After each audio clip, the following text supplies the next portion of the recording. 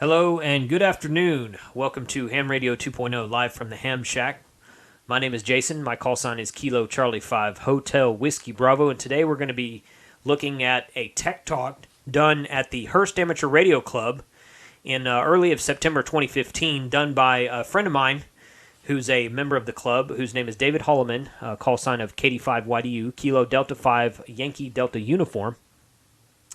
And he goes through and does about an hour-long presentation on the Yaesu System Fusion that has been the rave around this area for a while and around other parts of the country. For those who don't know, probably most people know by now, but for those who don't know, the System Fusion is Yaesu's new digital format, which is their own monster. It's not compatible with anything else that's out there right now, such as D-Star or DMR or P25. It's a different digital format that currently, at the time of this video, only Yaesu is making radios for.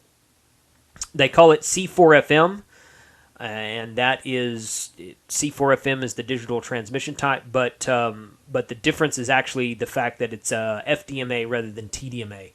DMR is pretty much C4FN TDMA, time displaced MA. I forget what the MA part stands for right now.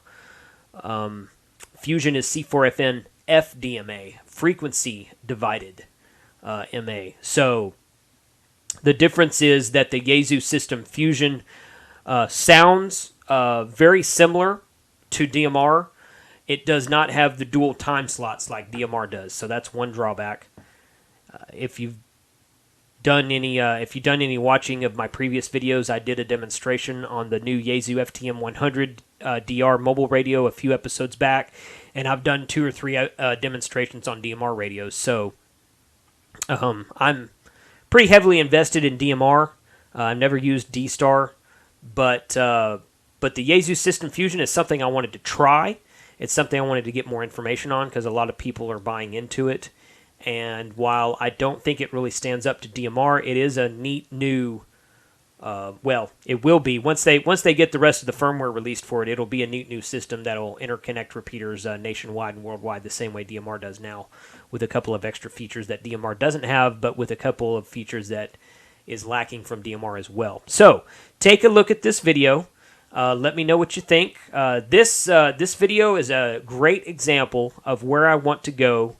One of the avenues I want to go with Ham Radio 2.0. This is a tech talk done at the Hurst Amateur Radio Club. Their website is www.w5hrc.org. They meet every Saturday morning at their EOC, which is their fire station number 2 in the city of Hurst, from about 9 a.m. till almost lunchtime, something like that. They kind of disband when things start to slow down. Sometimes they do tech talks, but most of the time it's just kind of like come up and discuss radio, bring a project that you're working on. If you have questions, if you want to test, they offer tests all the time for all 3 levels of license. They offer classes. I'm actually in the middle of filming a class that's going on this week that I will be airing up on Ham Radio 2.0 in a couple of months. So they're a very involved group of guys, very helpful. Very interested in seeing people grow in amateur radio, whether you've never heard of amateur radio before or whether you've been in it for 30 years and you're looking to get back into it, or you're just looking to hook up with a group of guys that likes to do guys and girls. There are women in it. Not very many, but there are a few wives in there, a few ladies in there. So it's a good eclectic group of people, young and old, senior hams and junior hams, and people who have never heard of ham radio are all welcome at the Hurst Amateur Radio Club every Saturday morning at 9 a.m. So take a look at this video. If your club does something similar, if you're interested in getting your tech talk put up on Ham Radio 2.0, shoot me an email. Go to my website, grapevineamateurradio.com. All of my contact information is there. My phone number, my email address, and my mailing address are all listed right there on the front page of that website. So thank you for watching, and hope you enjoy the video. Got a couple new faces, recognized some visitors. So I want to welcome everybody, and I'll go ahead and just turn it straight over to David and let him give a tech talk. All right. Thanks, Chris. Good morning, everybody. I found some resources on the internet a while back about the technical stuff related to the Yaesu System Fusion digital modes. And I thought I would just share what I have found over time, and hopefully you guys will learn something. Some stuff may go over your head. Some of it you may pick up on right away. But I call it More Than You Ever Wanted to Know. And for those of you who don't know me, I'm David Holloman. My call is KD5YDU, and I'm the Vice President here for the 15-16 session of the Hurst Amateur Radio Club.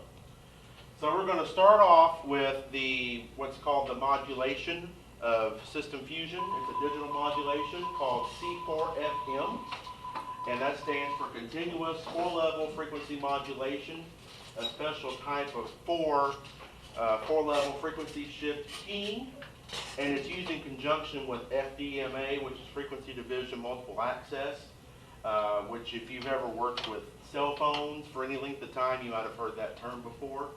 Or something similar like CDMA for your Verizon phones and TDMA for the older standards for your AT&T phones. It's the same modulation used in P25 for public safety, phase 1, but it's not compatible, and that's due to the way the bits are put together to make the digital data stream. So why digital over analog, first of all? With weaker signals, digital can be easier to hear and understand. If you ever have used over-the-air TV, you know that if you're in a weak signal area, the signal's either there or it's not. But with analog, you can get like a snowy picture. For the younger crowd, they may not ever know what a snowy picture is. But those of us that have watched TV for any length of time know what a snowy picture is. That, of course, is due to a weak signal. So with digital, as the signal level drops, you still have usable information, basically. In this case, it's for most cases with Fusion, it's voice.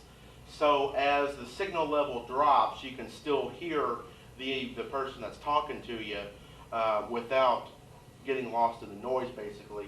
But once it hits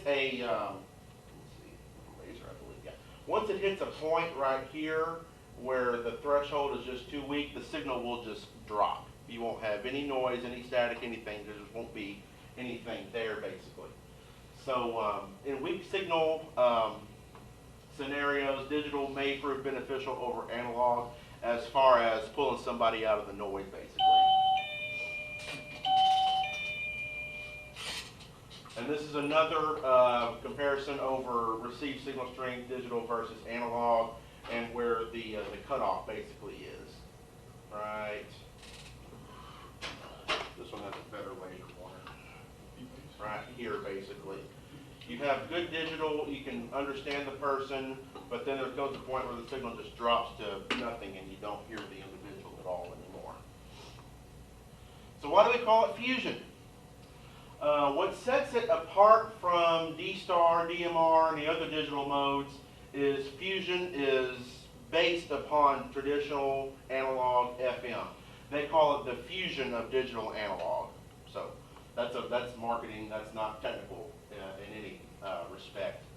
Every fusion radio in existence has the capability of being able to determine what type of signal it's receiving, whether it's an analog signal, a digital signal for voice, digital signal for data, and change itself accordingly to be able to receive that type of signal. So if the QSO begins in an analog FM mode, your radio is going to switch to analog FM and you'll be able to hear the QSO. And when you transmit, you're going to transmit the same mode that the other person is transmitting to begin with. Likewise, on digital, if you pick up a digital QSO, your radio is going to switch over automatically. And when you key up, you'll be transmitting in the same mode that the previous person is using, and they'll be able to pick you up. That goes for simplex and repeater. So, like I said, in simplex mode, your radio will transmit the last mode it received. That's called automatic mode select. You'll see it referred to as AMS in the user's manual and on some of the equipment. I believe the repeater on the front panel says AMS, analog digital repeater. The function and the operation of that is transparent and seamless to the end user. You'll never know unless you're looking at the screen. You'll just keep hearing the person that you're talking to if they change modes. So there's got to be a timing on that. Do you know what it is? There is a timing. I don't know the exact timing, but I would say there is a bit of a delay because the radio has to receive, if it's a digital, per se, let's say, it's got to receive the first part of the frame, the header, to know, okay, this is a digital have voice, and then switch accordingly. There's probably a bit of a delay, but I haven't found that I've had any first syllables chopped off. I was actually thinking the other direction. You get some analog signal in. How long it's going to, if you get enough delay, and it was by default transmitting digital, it'll transmit digital. So it's probably maybe a second. That's the thing about Fusion is, from my understanding, now I don't know if they've gotten this bug worked out in the firmware on the repeater, but if there's a digital keystone process and the repeater receives analog, it'll switch over to analog. Analog always wins. That's my understanding. Makes sense. Yeah. So what is? Question. Yes, sir. Dave, I got a question. Yeah. There's two people are using a repeater in digital mode. Yep. Anybody listening in analog mode hears nothing. They hear the digital noise, basically. Yes. That's a downfall of it. Yeah. So to continue our brief discussion on the C4FM modulation, the Fusion framing, Yaesu's openly documented it for a few years now. I don't know if it's technically open source, but they do tell you basically how it works, what the frames look like, and so forth, what is actually transmitted whenever somebody keys up on digital with the Fusion radio. The digital side uses 12.5 kilohertz bandwidth, which is narrowband FM, and it uses a similar DSP that DMR and P25 use, but it is newer than what D-Star uses right now. There are two types of voice/data modes, and there's one type each of full rate voice and data. Now what that means, and as you can see here, I've got a picture. You've got two modes where the voice uses the entire 12.5 kilohertz bandwidth, one where the data uses the entire 12.5 kilohertz bandwidth. And then you have two modes where voice takes up 6 1/4 and data and various error correcting techniques take up the other 6 1/4 space in that bandwidth. But all four utilize the full 12.5 kilohertz bandwidth that's available and that Fusion uses. In the manuals, you'll see them referred to as simultaneous voice and data mode 1 and 2, and then you have your full rate data and your full rate voice. And for the full rate data application, right now Yaesu sells a special type of hand mic that has a camera built in. You can snap pictures with it and send it to and from other Fusion radios. They don't necessarily have to have a camera mic to receive, they can still receive it. And all Fusion radios come with a micro SD card slot to save pictures, save messages, and so forth. And they also ship with a data cable. I don't think there are any applications for that yet. Yes, sir? If you're in simultaneous voice and data, does the data rate get halved or cut down by some factor? With overhead, your actual rate is 7,200 bits a second, and that is basically split in half. So you're looking at approximately 4,800 for voice and then data. And for the simultaneous voice and data, the data is usually just the user's call sign that you program in the radio. Okay. So what else do these fancy radios do? Well, they're fully capable, dual band, 2 meter, 70 centimeter radios. They support analog FM, FMY with 25 kilohertz, and then the narrowband 12.5 kilohertz. All of them support APRS and have built-in GPS. And the HTs support listening to FM broadcast band, the air band, the AM band, the 120 band. And I believe, Chris, you said you found the undocumented crossband repeat? Yes. Okay. For the FTM 400? It's strange to get it. Yeah. To get it working, but you turn it off, you push the buttons, you hold it, and it'll come on and it'll say crossband. Is he serious? Well, that's undocumented, so I don't know, maybe a bug in that. But here's what's available today. The FT1D, some of you guys have it. That was what I call the original Fusion radio. It has built-in GPS and APRS capability. And then the FTM400D, the first Fusion mobile, and the control head has a touchscreen. And then you have the FT991, that's your all-band, all-mode, HF, VHF, UHF. It replaces the FT897, and it supports Fusion voice only. It will support all voice modes with Fusion, but it does not do data. So keep that in mind if you're looking for an HF rig like that. The FT2D, recently released, is what I have. It's the second Fusion handheld, and it has a touchscreen. And then the newly released FTM100D, it's similar to the older FT7900 in that it's dual band, but you can only listen to one frequency at a time. It's not dual watch, I don't believe. And then the Wires X HRI 200 model, it provides internet linking with voice over IP for Fusion equipment. That is very, very recently released. Not everybody has it, and like you can imagine, it does require internet access. So those with mountaintop repeater sites with no internet access won't be able to utilize it. So that's one thing to keep in mind with Wires X. And then finally, the DR1X repeater, which I know the Bedford Club got theirs in place recently. We have ours in final phase of testing for our VHF repeater. We just got one for UHF that we haven't begun testing yet. NetArc has one. I'm going to do some audio samples now. Put the frequency I'm going to use on the board. If you have a Fusion radio, you're welcome to tune to that frequency. It's 146.400. And if you have a Fusion radio, go ahead and put it in the automatic mode select, where it's got the little bar over the top of the mode. And I'm going to demonstrate the different modes and let everybody else hear what it sounds like. If you have an analog radio and you're on that frequency, you might just want to turn the volume down. Or if you want to hear the digital noise, leave it on. I don't care. So I'm going to go in here. That way everybody can hear it and hopefully not hear much of an echo. Yeah. I'll respond back to you. Okay. We'll give him a second to get ready. Everybody ready that wants to listen? Go for it. Okay.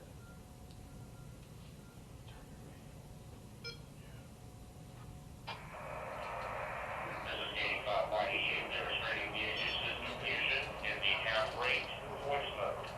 This is the half rate voice mode. Testing 1, 2, 3, 4, 5. 85 YEU.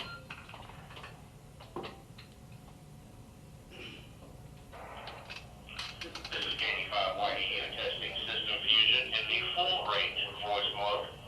Testing 1, 2, 3, 4, 5, 5, 4, 3, 2, 1.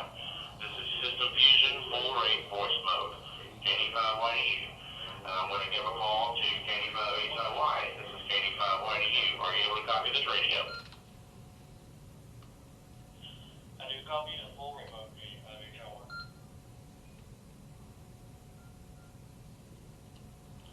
Okay. Switch back to analog FM mode. Are you still able to copy? I still have you. 85 HLY. All right. Thank you very much. This is the demonstration. K85YDU.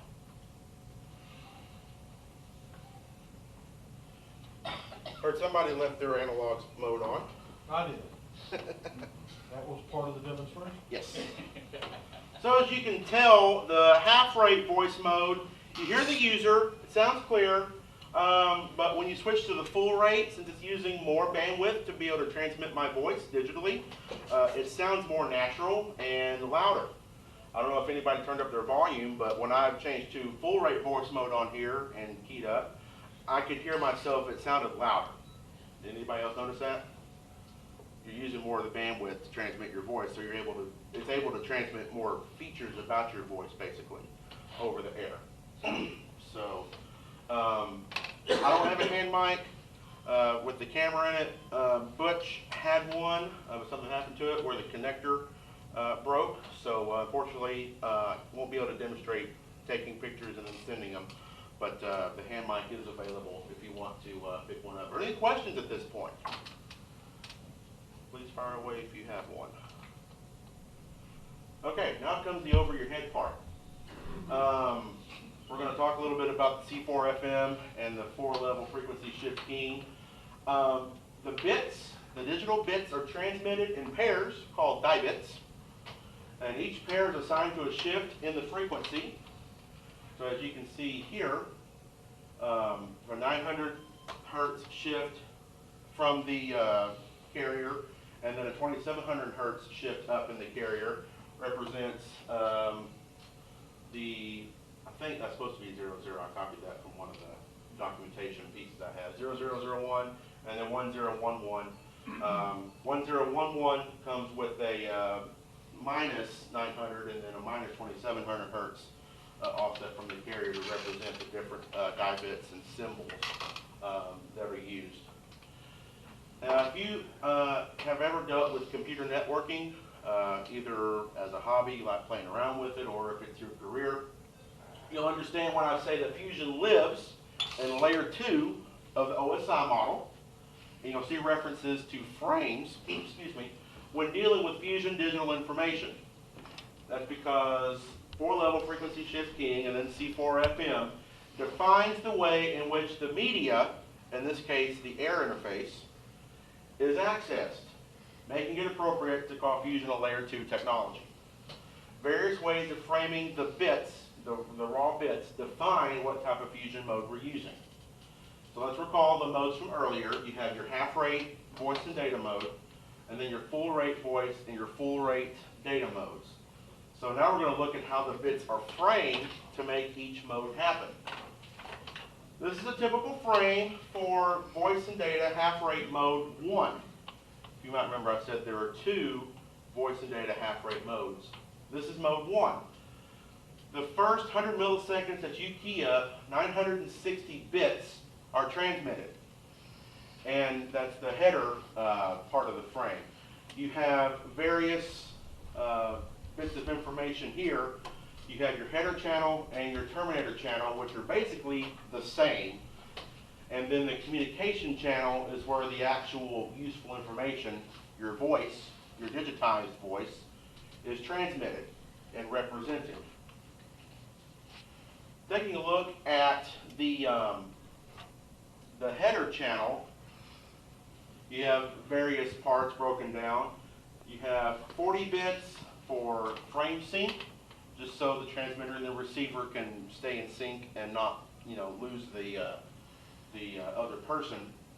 Then you have your frame information channel, and this tells the receiver whether or not this is the header or the terminator part of it. It's 200 bits.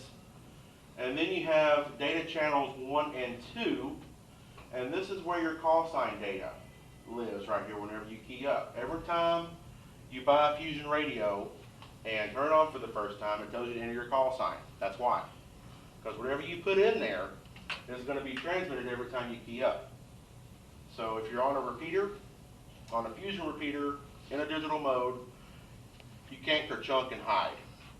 Because your call sign is going to be transmitted. You can't hide. So DCA, it's broken up, the data channel here in this part is broken up into 2 sections, 1 and 2. DCH number 1 is your call sign that you program into your radio.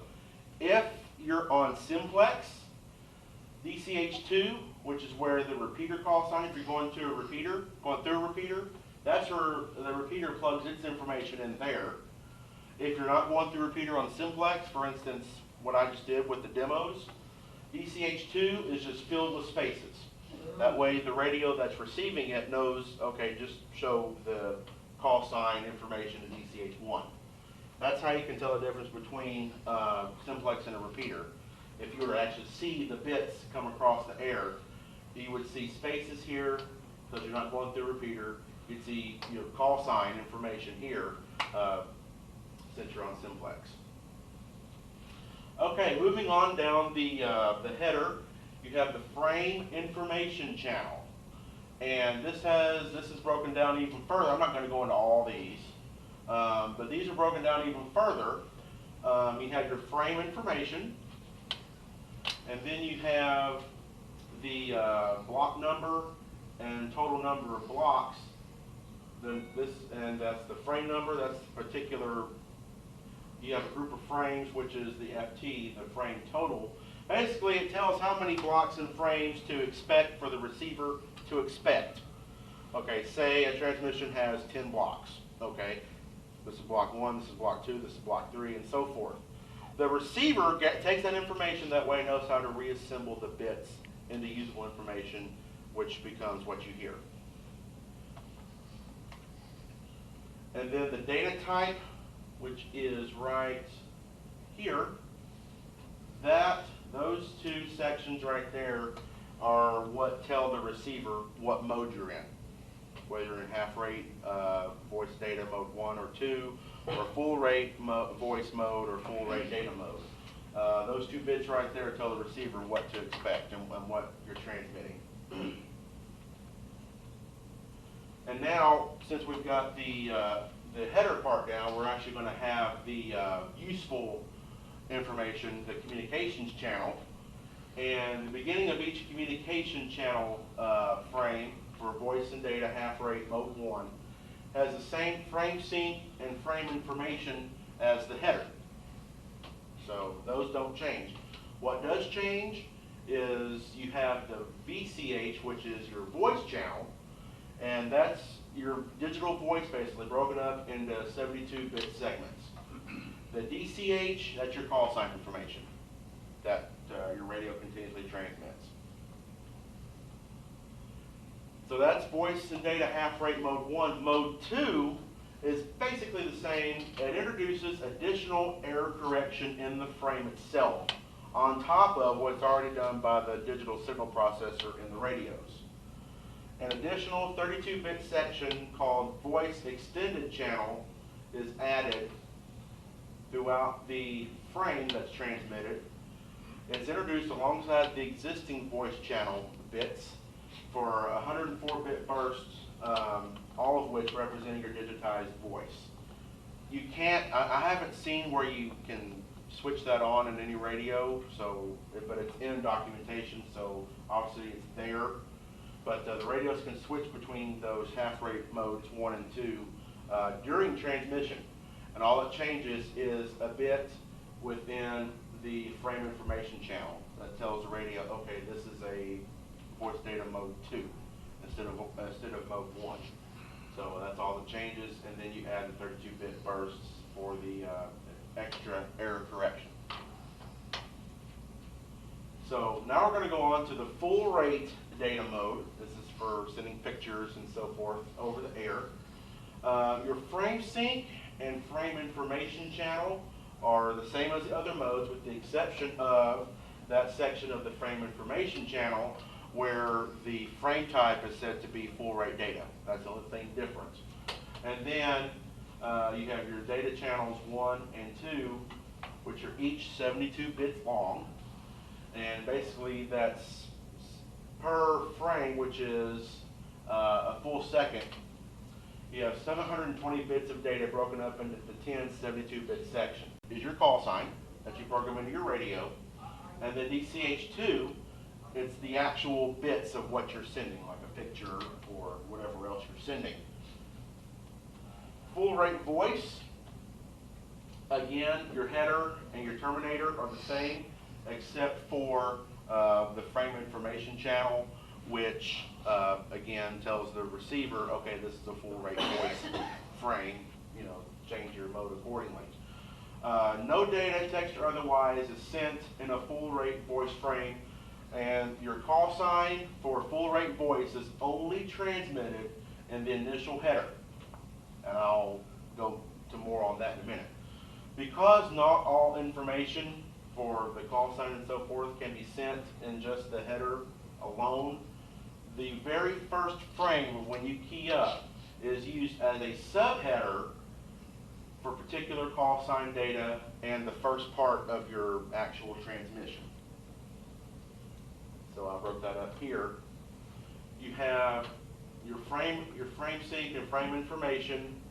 Then you have, this is your call sign information here. You have a reserve spot for 72 bits, and then your actual digitized voice is transmitted for X number of frames, and then you unkey. So, and I'll show you how that makes a difference here in a second. So, excuse me, for the notes on the different modes, if you have a Fusion radio and you tune into a Fusion digital QSO in progress, and the stations are using the simultaneous voice and digital mode, you will see the remote station's call sign on your display momentarily after you tune to it, because that call sign is continuously transmitted during the time that user is keyed up. It's constantly sent in the data stream. And you'll also see the ID of the repeater being used if that QSO is going through a repeater. If you tune into a Fusion digital QSO in progress and the other stations are using the full rate data mode, you'll see the user's call sign basically, because that call sign, again, is transmitted throughout the entire transmission. And you'll also see the repeater ID if it's going through a repeater. Finally, and this is what I was talking about a minute ago, if you're using the full rate voice mode and you tune to a QSO in progress, you will not see the remote station's call sign if they're in the middle of a transmission until they key up again, because their call sign is only sent at the very beginning when they key up. And the same thing for the repeater. You won't see any ID information until the repeater or the user keys up again. So, general operating notes, if you're new to Fusion or thinking about getting a radio or just got one, it's a good idea to keep it on the automatic mode select. That way it can do its job. You can pick up analog transmissions, and then if somebody keys up digital, you'll pick it up as well without having to push any buttons. On digital, you don't need a PL tone. If you have a Fusion radio and say you're on either the Bedford repeater frequency, Arlington, US, and you change it to a digital mode, you'll see the PL disappear because digital doesn't use PL. It's its own PL basically. The Fusion does have a type of digital squelch for specific needs. I don't know why you'd use it, but it's there if you need it. And then non-Fusion radios, the best thing to do right now is just tone squelch your receiver to not hear the digital noise. And as I mentioned before, an analog FM signal will always win over digital on repeaters and probably on the radios on simplex. So that's one thing to keep in mind. If you're in a digital QSO and somebody keys up on analog, your radios will all switch over to analog. So that's something to keep in mind. I mentioned these already. Some of the Fusion repeaters in our area. Hurst Club's 147-100. We're in the final phase of testing. We're going to put it out on our main site here shortly, the next couple of weeks. Our UHF 442-850 is actually here in the EOC, but we haven't begun testing on it yet. We'll be doing that soon. The Arlington 147-14, it's been in service for a few months. South Lake's 444.2. Dallas just put their 442.425 and 146.96 repeaters up recently. So there are Fusion repeaters available to test out on. Yes, sir? I'm offended. I know you are, because when I did this, y'all hadn't put it up yet. We also have the Centone encoding. Yep. I'm not sure they are doing. South Lake has one on their 2-meter machine is also Oh, it is? Fusion Okay. now as well. Okay. Yeah. I think I did a quick scan of repeater book and just grabbed a couple. Yeah, repeater book. There's so many of them going up so quickly. Repeater book can't keep up. Yeah. That's really all I had for the meat and potatoes. Yes, sir. Yeah, I noticed on digital scanners, sometimes the carrier will pick up, but it will not, the voice won't kick in, it's a weak signal. Is that going to be an issue with these repeaters, or do we know yet? I don't think we know yet. Anybody had any experience with that? Say it again, Frank. You know, what happens with the digital scanners, talking about digital scanners, the scanner will pick up the carrier. It'll lock in on the channel or the talk group or whatever, but you won't hear any voice because the signal's a little bit weak. So it doesn't completely kill the signal, it here, the audio circuits don't kick in for whatever reason.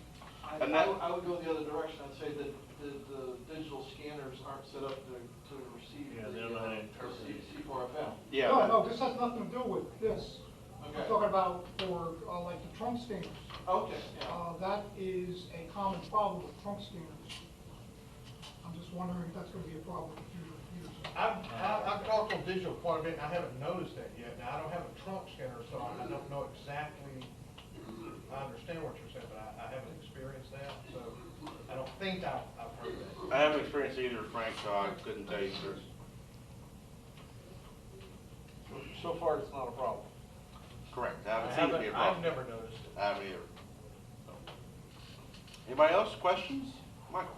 Is it possible to access the TNC in a Yaesu transceiver using your computer, kind of like you can on the Kenwoods? I don't know. I'll have to research that and get back with you. I don't see why you couldn't, but it's a question of whether or not they put that in firmware. Last time I looked at a user group, it had not been software. Okay. That's a good thing about these radios is they do release new firmware every now and again. Let's see, the FTM 400, the mobile has had 2 firmware releases in the past year. The FT1, I think, recently got one. The repeater itself has had a couple in its lifetime. So if the hardware can technically do it, then it's just a matter of putting it in firmware for the end user to be able to access that functionality. So I don't see why not. How is the firmware operating? Console port? There, let's see, on the 400 itself, you hook up the data cable to it. And you have to open up the radio, and this is the same on the repeater. You have to open up the radio and flip a tiny switch, upgrade the firmware, run the software, upgrade the firmware, flip the switch back. And we found it on the repeater as well, right? Lid off. Is it documented somewhere? Yes. Oh, yeah. It's kind of a pain, but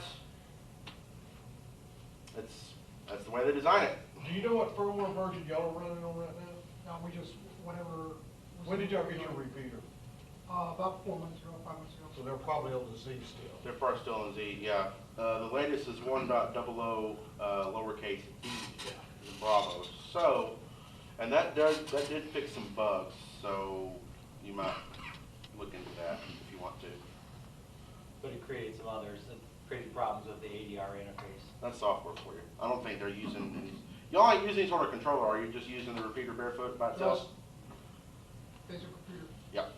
So, I wouldn't worry about the controller interfaces being broke by the new firmware.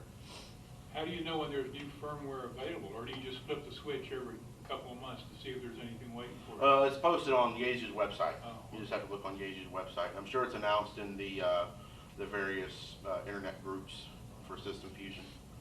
So, yes, sir.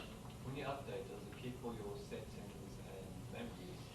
I know on the 400, it says to do a master reset after you do the firmware upgrade, but you can back up your memory channels, settings, and so forth to an SD card. That's one of the reasons why they have it. You can back up your memory, basically. And then when you do the master reset, you just import from the SD card. That's what I've had to do. I still need to upgrade the one in my car. I've upgraded the one in the house, but I still need to do one in my car. Anybody else? Well, that's all I had. Thank you. That was David Holloman, KD5YDU, doing the Tech Talk at the Hurst Amateur Radio Club in early September 2015. So, as you can see, he got really in-depth into parts of it, but it gave a good explanation and a good demonstration of the Fusion system, not unlike the demonstration that I did with the FTM 100DR mobile radio that they came out with just a while back. In fact, if you watch that video, David is the one that I'm talking with. I had a 5-6 minute QSO with him over one of the local repeaters here in the digital mode. So he's the one I was talking with at the time on that video demonstration. At the time of this video, there are somewhere around probably 8 or 10 Fusion repeaters online in the Mid-Cities area in digital mode.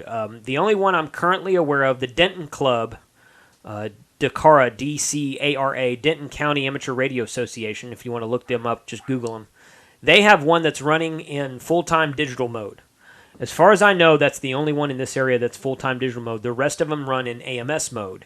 And I think that AMS mode is kind of one of the drawbacks of Fusion. I don't think it's a very good idea because anytime if you have your repeater and your radio running in AMS mode, then anytime something keys up in analog, it's going to automatically switch your radio and your repeater back over to analog. So basically every 10 minutes when your repeater IDs itself, it's going to switch you back to analog. Or if you and a buddy are having a conversation on digital, and someone comes in and hears a bunch of noise and keys the repeater's going to send out an analog signal, which your radio is going to see as analog, and it's going to switch your radio back to analog. So the only way to avoid that is to run your radio in full-time digital, and then you leave people out of conversations. So it's kind of one of those things where people are just going to have to get used to once it gets up and rolling. The Hurst Club is about to put theirs up on the water tower at the time of this video. So I'll be interested to see how much it gets used on the digital side once that happens. So anyway, thank you for watching this video. If you found me on YouTube, go to my website at grapevineamateurradio.com. Click on the Ham Radio 2.0 tab at the top, and you'll be able to see the entire list of videos that I've done up till now. You'll be able to subscribe to my YouTube channel, and you'll be able to watch all the videos from there. I'd also appreciate it if you found this video useful or interesting. If you wouldn't mind donating to my cause. I use the donation money to improve production quality of the videos, both sound and video, cameras, audio, lighting, and all that kind of good stuff, and for travel expenses to go to ham fests and to go drive to Tech Talks and film different Tech Talks. So all I ask is for a $10 a year donation. You can click on that PayPal link right there at the top of the page at Ham Radio 2.0 on my website and make a donation there. Thank you very much for watching. Leave your comments. Any comments are welcome. Be sure and feel free to share this video with your club. And if your club has a Tech Talk you want filmed and put on the air, feel free to shoot it over to me. 73, everyone.